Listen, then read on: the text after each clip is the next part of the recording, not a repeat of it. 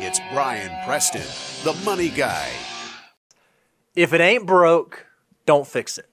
Yeah, I mean, this is best basketball team in history. I mean, you just got to look at the results. I mean, 6 championships. I mean, that's unheard of. I mean, you heard Larry Bird, Magic Johnson. What was Michael Jordan looking at? These guys all had 2 championships. Even if you go beyond the Bulls, you go look at the Detroit Pistons. You go look at some of the teams, the Lakers. They were all doing in groups of batches of 2. Sure. You don't see many that pull down 6 over that short period of time. So it was pretty incredible. You never know when you've worked your best day. So you need to understand when things are working, respect it. Don't take it for granted. That's what I found so interesting is and obviously there's probably politics at play, but it seemed to me like the management of the Bulls organization just wouldn't recognize that. They wouldn't recognize, hey, we've kind of won the game. We've won a lot of the games. We've won 6 of the championships.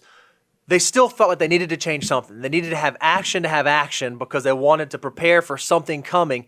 I don't know that was the right decision. It seemed a little premature. Now, look, I recognize Jerry Krause was made to be the foil of this documentary series, but there is something about the pride or overconfidence thinking that you could take this awesomeness and redo it again. Yep. Because maybe it seemed too simple, or it was and that happens all the time. I want to talk about from a planning concept.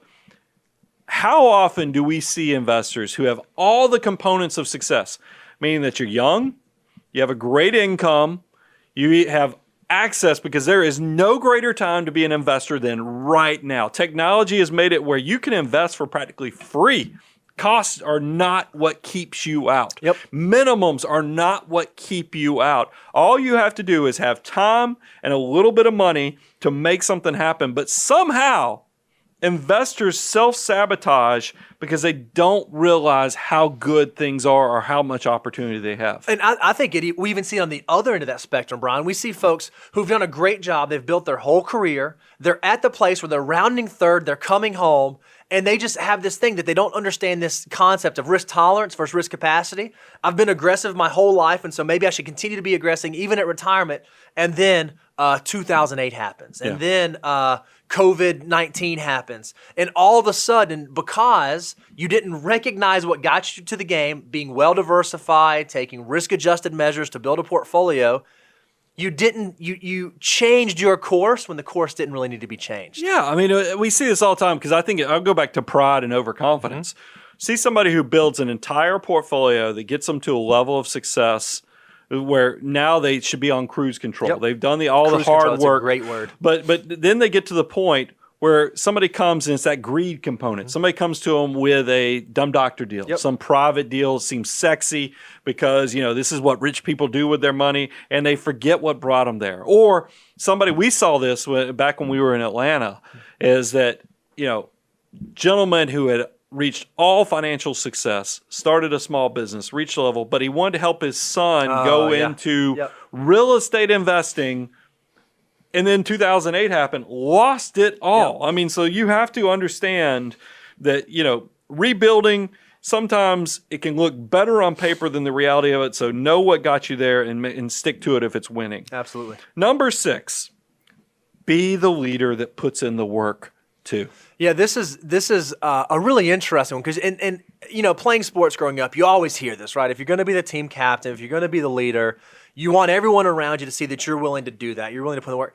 But I feel like somehow, as we age, as we grow, we lose sight of that. We lose sight of being the folks. Hey, we actually ought to be willing to do the same things that we're asking our folks behind us, our teammates, our other people to do with us. I'm going to give the Horace Grant quote, but then I'm going to tell you why this one gave me a little mixed. I didn't know how to present this one completely because it was a mixed bag. Oh, is it a little controversial? Well, you know this. I mean, because let me read the Horace Grant quote first. Is when you see your leader working extremely hard in practice, you feel like if I don't give it my all, I shouldn't be here. Mm-hmm. And that's one of Michael's teammates talking about how hard Michael worked in practice.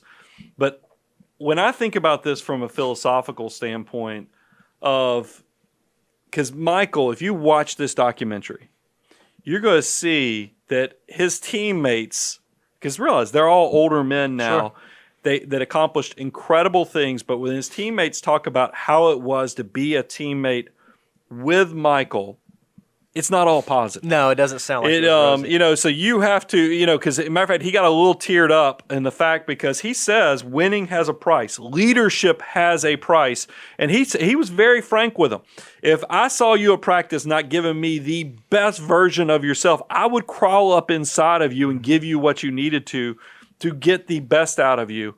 But I think you could see when he saw these players say the things, little bit of regret, just because.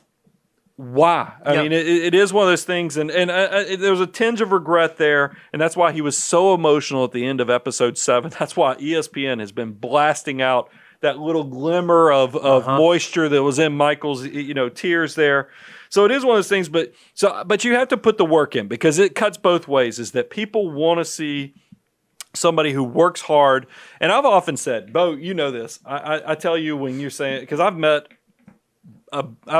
billionaires before, sure. and you've alluded to, man, wouldn't it be great to have that? And I'm like, look, most people, if you get to a $50 or $100 million, you go like, man, I'm happy. I got enough. I've done it. But there are people that say, nope, need more, and keep going. And Michael Jordan's kind of that way too. He's got that mindset where he's going to win.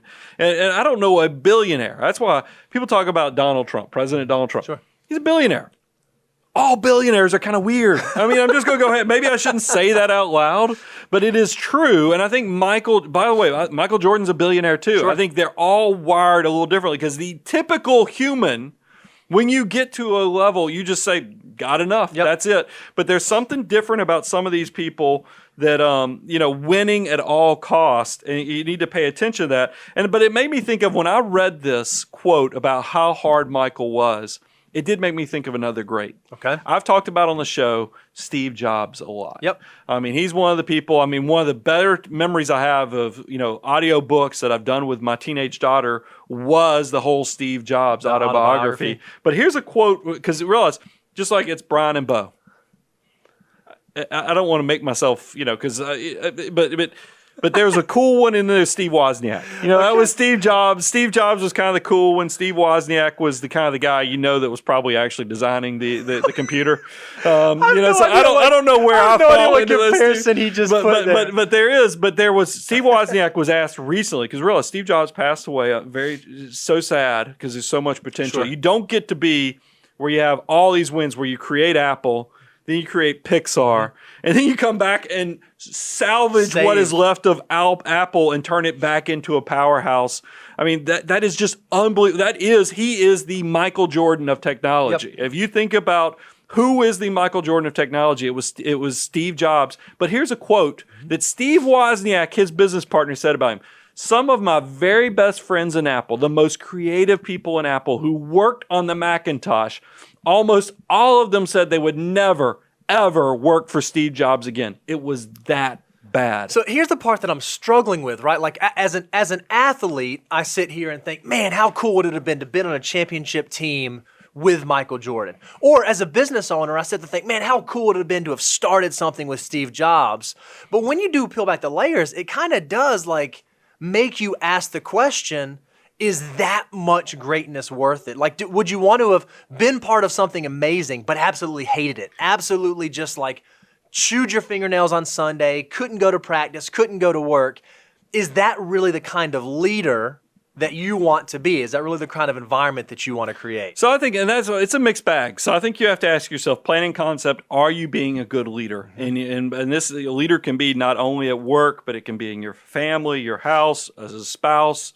But you need to find out there is a balance there. Sure. I mean, that's the part that all of us are trying to figure out. So figure out where you are on that and then try to make it something. And we're going to get to it in a minute. I don't want to give away what we close with, but I will tell you why is such a big component to knowing. Begin with the destination in mind. Where are you going? And that will save you from a lot of this hardship.